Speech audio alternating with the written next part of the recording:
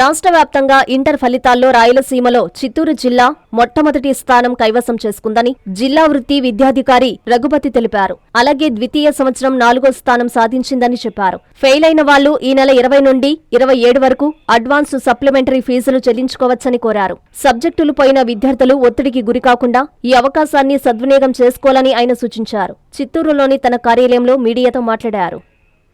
నిన్న board of intermediate education వాళ్ళు intermediate results announce చేశారు. ఈ సందర్భంగా చిత్తూరు జిల్లా విద్యార్థులు అత్యంత ప్రతిభను కనబరిచారు. సెకండ్ ఇయర్ విద్యార్థులు 71% పాస్ అయ్యారు. అదేవిధంగా ఫస్ట్ ఇయర్ విద్యార్థులు 69% పాస్ అయ్యారు.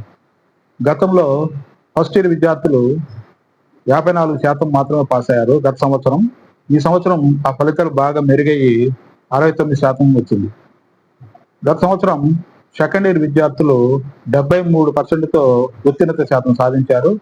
అయితే ఈ సంవత్సరం అది 2% తగ్గి 71%గా మనకు వచ్చాయి. ఇది మన చిత్తూరు జిల్లా రిజల్ట్స్. అయితే ఫెయిల్ అయిన విద్యార్థులు ఎటువంటి ఒత్తిడికి లోను కాకుండా, మార్కులకు ముఖ్యమైన ఇవ్వకుండా జాగ్రత్తగా ఉన్నటువంటి ఈ 30 రోజులు వాళ్ళు కానీ ఆ ఒక సబ్జెక్టు 2 సబ్జెక్టులలో ఎక్కడైతే వాళ్ళు ఫెయిల్ అయినారో ఆ సబ్జెక్ట్ కానీ బాగా చదువుకున్నట్లయితే వెంటనే జరగబోయేటువంటి మే 21వ తారీఖున జరగబోయేటువంటి అడ్వాన్స్ సప్లిమెంటరీ ఎగ్జామినేషన్స్ లో వాళ్ళందరూ కూడా ఉత్తీర్ణుల వాళ్ళకి చాలా అవకాశాలు ఉన్నాయి. కాబట్టి విద్యార్థులు కానివ్వండి, వారి తల్లిదండ్రులకు కానివ్వండి, ఎటువంటి ఒత్తిడికి గురి కాకుండా తమ పిల్లల్ని నెక్స్ట్ రాబోయేటువంటి పరీక్షలకు ప్రిపేర్ చేయవలసిందిగా నేను మనవి చేసుకుంటున్నాను. అదేవిధంగా 20వ తారీఖు నుంచి 27వ తారీఖు వరకు ఎవరైతే విద్యార్థులకు తక్కువ మార్కులు వచ్చాయని అనుకుంటున్నారో వాళ్ళు రీకౌంటింగ్ అని కానీ లేదా రీవెరిఫికేషన్ కానీ కట్టుకున్నట్లయితే వాళ్లకు మార్కులు పెరిగేదానికి అవకాశం ఉంటుంది. కాబట్టి ఈ అవకాశాన్ని అటువంటి తల్లిదండ్రులు ఉన్న విద్యార్థులు ఉంటే దాన్ని ఉపయోగించవలసిందిగా కోరుకుంటున్నాను. నెక్స్ట్ అడ్వాన్స్ సప్లిమెంటరీ ఎగ్జామినేషన్స్ మే 21వ తారీఖు నుంచి జూన్ 4వ తారీఖు వరకు జరుగుతాయి. ఆ సందర్భంలో మిగిలిన విద్యార్థులు కూడా పాస్ అవడానికి అవకాశం ఉంది. కాబట్టి విద్యార్థులందరూ కూడా ఈ అవకాశాన్ని సక్రమంగా ఉపయోగించుకోవాలి. మన ఇక గవర్నమెంట్ కాలేజీ పరిస్థితి వచ్చినట్లయితే పూర్తిగా గవర్నమెంట్ కాలేజీలు రాయలసీమలోనే చిత్తూరు జిల్లా ప్రథమ స్థానంలో ఉంచింది. ఫస్ట్ ఇయర్లో 61%తో ప్రథమ స్థానంలో ఉంది.